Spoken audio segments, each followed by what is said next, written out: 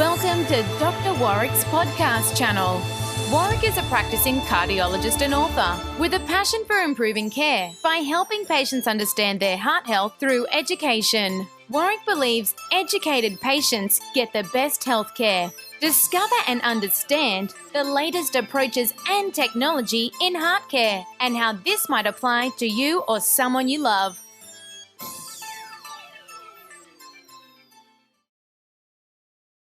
Hi, my name's Dr. Warrick Bishop and I'd like to welcome you to my podcast and videocast station, and I'm absolutely delighted to say that today I have with me Dr. Karim Kostner, a lipidologist, a cardiologist and an expert at looking after familial hypercholesterolemia. Hi Karim, how are you?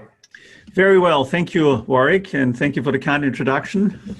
So today I'm very keen to talk about a condition called familial hypercholesterolemia. Well, what a mouthful is that? So I'm going to break it down. Familial means in families, hyper means increased, cholesterol is the sticky stuff we're talking about, and emia means blood. So this is a condition within families of high cholesterol in the bloodstream. What do you reckon, Karim? There's a bit of it around. How common is this condition? Yes, look, it's a very common condition. What is it? It's a condition where cholesterol is very high virtually from birth. It's inherited in an autosomal dominant manner. What that means is that 50% chance of the offspring, 50% of the offspring will get it, and it's like the toss of a coin. Since we get one gene for any condition from our mom and one from our dad, if one of the parents has it, you have a 50% chance of getting it. If both parents have it, as we see in some families, then there is a almost 100% chance of getting it. And there's also the chance of getting the much more severe form. But how common is it? It's about 1 in 200 to 1 in 300 in Australia. It's more common in certain populations, such as the Lebanese population, some Middle European countries like where I come from. I'm from Austria. The Mormons are much more common. It's much more common in Ashkenazi Jews. And it's much more common in consanguineous families where cousins marry each other, for example. And even South Africans, as far as I'm aware, particularly of Dutch. Is that correct? You're absolutely right. That's also one population where it's more common. And it's usually due to a founder effect who passes it then on to family members. So why is it such a big deal? Why do we have an interest in FH? Because I've got an interest in it as well. Tell me why you're interested first, and then I'll answer your question. Well, a number of years ago in my early private practice, and I am a general cardiologist, so I look after all comers, and in Hobart, we don't have any specific subspecialties, or certainly didn't back 15 to 20 odd years ago. I had a patient who was from South Africa of Dutch extraction, and this particular patient had both parents with familial hypercholesterolemia. So she got a dodgy gene from one patient and a parent, and a dodgy gene from the other parent, and she had essentially no functioning receptors for LDL cholesterol in her liver. It looks like if you like, a homozygous, but she was a compound heterozygous, which is a bit of a mouthful. Don't expect anyone to follow that. But she had cholesterol levels that were bouncing off the ceiling. And really, my journey with FH commenced with starting to try and look after this lady as well as I possibly could. No, I understand. I might say that right at the moment, she is just fantastically well. And it's been a fantastic journey for me to learn and make sure that I've kept abreast of everything important to make sure this woman got the best care possible. That's a very good example, and it's a very severe case that many of us will never see because it's extremely rare in this form. But as you indicate, the problem with FH is that people with this condition will develop coronary disease. It is not a matter of if, but just when. And in some families where the family history is early, obviously earlier, but more importantly, in patients who have familial hypercholesterolemia and other risk factors such as smoking, high blood pressure, diabetes, obesity, they will develop coronary disease much earlier than others. But the reason why we're talking about it today and why you're interested in it and I'm interested in it is that it's entirely treatable. If we treat cholesterol from an early age in these patients and we start at child's age, you can prevent coronary disease. You can delay the disease progression, and many patients will never have a heart attack in their life. So it's clearly a really important condition. With these families with really high cholesterol levels, they run an unacceptable risk of heart attack prematurely. And I think that's the bit that's most troubling. These people die prematurely. Men in their 30s and into their 40s, women even in their 40s and 50s, so at a very young age. But I have lots of patients come along and say, oh, doc, my cholesterol's up and my dad died of a heart attack at 65 and mum died at 75 with a heart attack. And so how do we separate the familial hypercholesterolemic patients? How do we make that diagnosis from run-of-the-mill elevated cholesterol and run-of-the-mill people running into strife with heart attack at a relatively young age?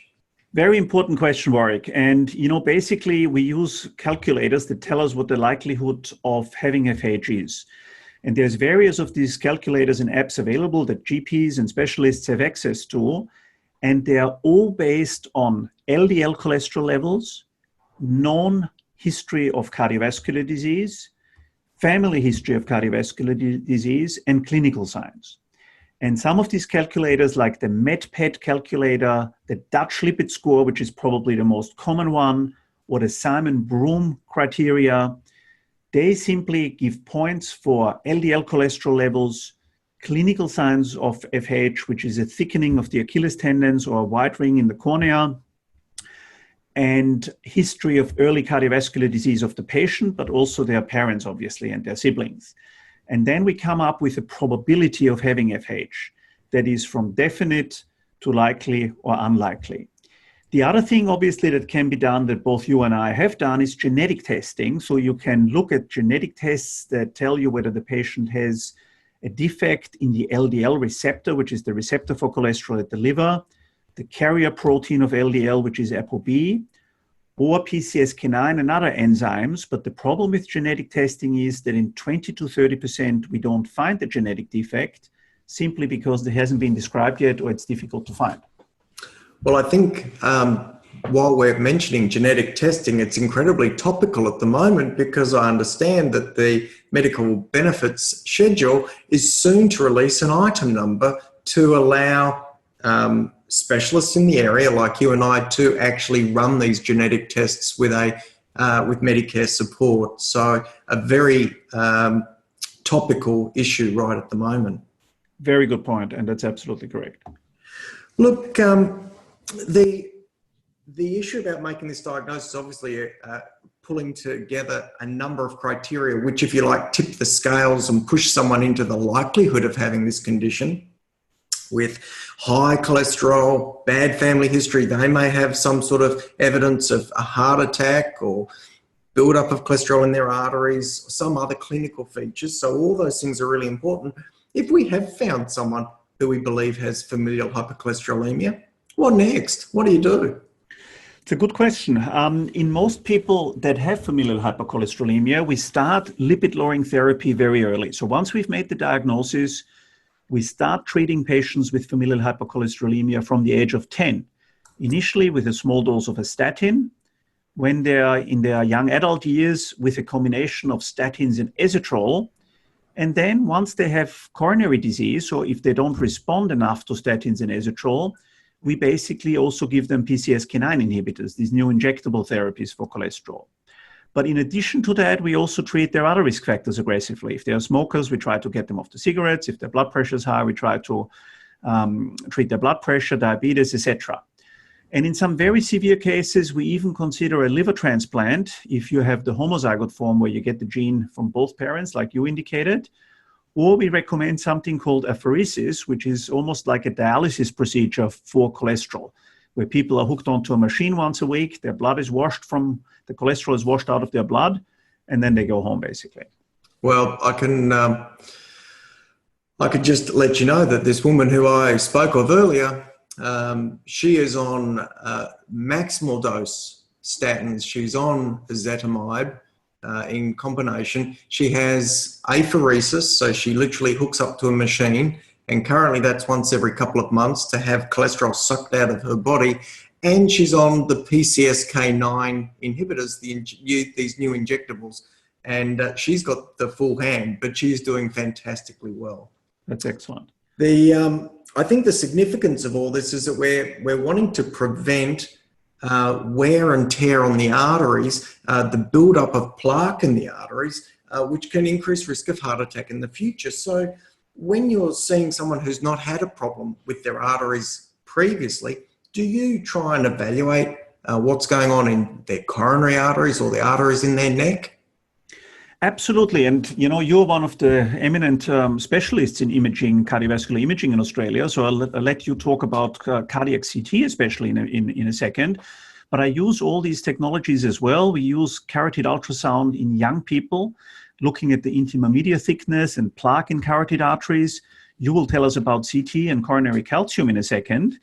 And we also use other tests, for example, imaging of Achilles tendons to look at the thickness. You know, we clinically evaluate it, but we also use X-ray and ultrasound to look at Achilles tendons where cholesterol accumulates. But tell us a bit about cardiac CT and the role that cardiac CT plays in your opinion. So I think it's very important for us to match up what we see biochemically with what we see in the individual. And although in these families with familial hypercholesterolaemia, there's no question they carry an increased risk, I think it's really useful for the clinician and useful for the patient to have that risk matched up with something that's physically going on in the patient. So I think patient engagement is much improved by knowing what's going on in their arteries. In terms of taking imaging and pictures of the arteries, I think it can also help us with intensity of therapy and the sort of leeway we would accept or not accept when it came to possible side effects for an individual, so that we have a better idea of matching up exactly what we're doing. Now, I'm the first to admit that if we do see someone with familial hypercholesterolemia, then I see that raised cholesterol level as almost an environment for plaque or buildup of cholesterol in the arteries. So I generally want to try and modify it. But occasionally there are people who are particularly young or undertake particular dietary and physical lifestyle changes, or have a philosophical position which prevents them from wanting to simply take a drug unless they have a good reason. So imaging can really give us information around that space. And the number of times I've had patients who've said, look, I don't want to take a tablet unless I really had to. I scan their heart, show them what's going on, and they take the tablet without any troubles at all. I think it's invaluable technology for us and for the patient. Is it very safe overall? I mean, that's a question that I often get from patients, especially cardiac CT, with regards to radiation, etc.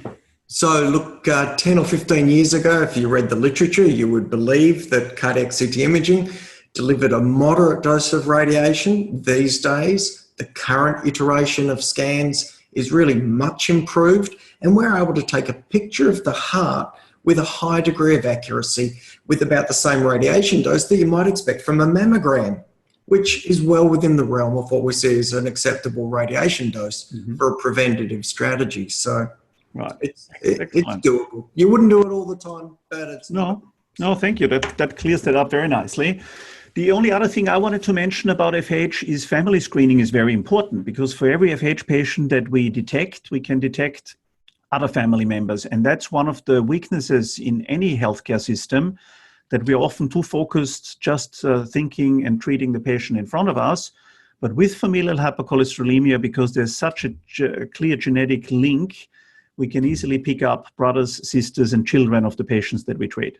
I think that's hugely important. And in fact, you and I both know that in Australia, we have a registry which has been set up for Australia and New Zealand, so we can enter the details of individual patients and use that as a trigger to follow up on their family members. I think this is incredibly important, and again reflects back to this new rebate for genetic testing to help us with some of that family screening. Look, we're just about at time, Karam. This is an incredibly important topic, and it is one that both you and I are very passionate about. For someone who's listening who has got raised cholesterol, and there is a history or not of family problems with hearts, what would you recommend that these people do? I would recommend that they, first of all, see their GP, that they get an accurate lipid profile and a clinical examination, and get onto therapy if they've got FH, obviously. And if the GP cannot sort it out, specialists like you and myself are very happy to help. And they should really be seen by a specialist who has an interest and the knowledge to treat familial hypercholesterolemia in those cases. So I'm going to wrap it up there. It's a very important subject, and it's one that you touched on. The absolute primary reason why this is so important is familial hypercholesterolemia can prematurely end lives, and with the right therapy, we can give people full life expectancy back, and that is an incredibly powerful opportunity. I'm going to wrap it up there. I really thank you, Karam, for sharing today. For anyone who's listening, if you've got any queries or questions, drop us a line at members@drwarrickbishop.com. .online. If you've got any suggestions for future podcasts, please let us know. As always, I thank you for your time. I wish you the very best until next time, and please don't die from a heart attack. Goodbye. You have been listening to another podcast from Dr. Warrick.